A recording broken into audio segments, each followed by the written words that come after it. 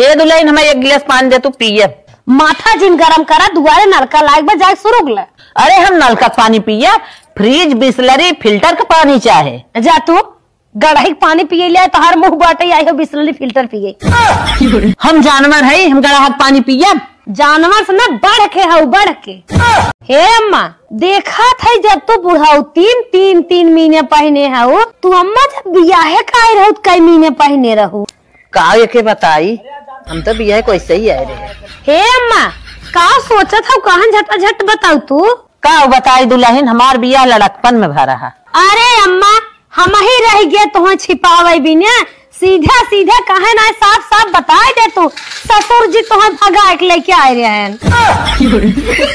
हे अम्मा हे हमारे अखी मौसी बड़ी सुंदर बिटिया बात है वही छोटकू जन बियाहवा कह दे तू। बियाहवा तो कह ले दुल्हन ई बतावा देनी लेनी में दे ही क्या।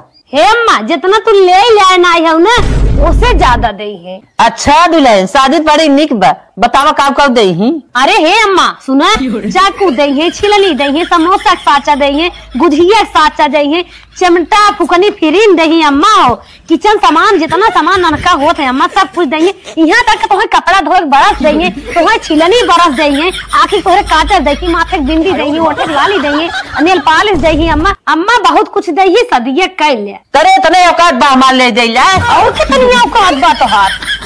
रुक बतावत है रुक बतावत। हे हो का हो तो से आज एक बात कही। हाँ तू हमें बहुत स्मार्ट लागत हो दुनिया में ऐसा न क्यों न होई कि जैसे तू हो जब मुस्कियात हो ना जैसे फूल चुगत है। हे हो काश तो हो सुंदर रहा होता ना हम हो तो हर तारीफ करे। अरे हे पगली इतना का संकोच करत है हमारी ना झूठ बोल दे। ठीक है अरु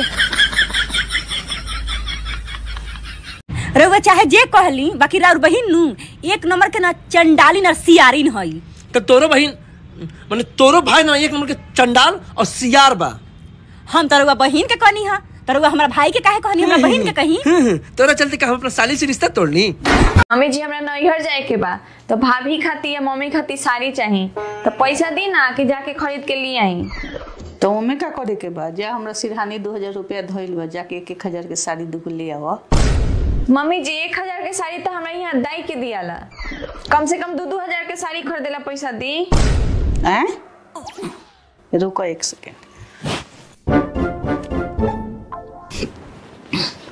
हई साड़ी तहर माइये नु हमरा खातिर भेले रहली ए पर 1000 रुपया दाम लिखल बा देख ल तेकर मतलब हमरो के दाइये नौकर समझता लो। ऐसा बात नहीं है मम्मी जी 2000 दे दी 2000 में खरीद ला मैं 1000 की साड़ी हम। आओ अब हम तारा के साड़ी देता नहीं अब कुछ ना मिली।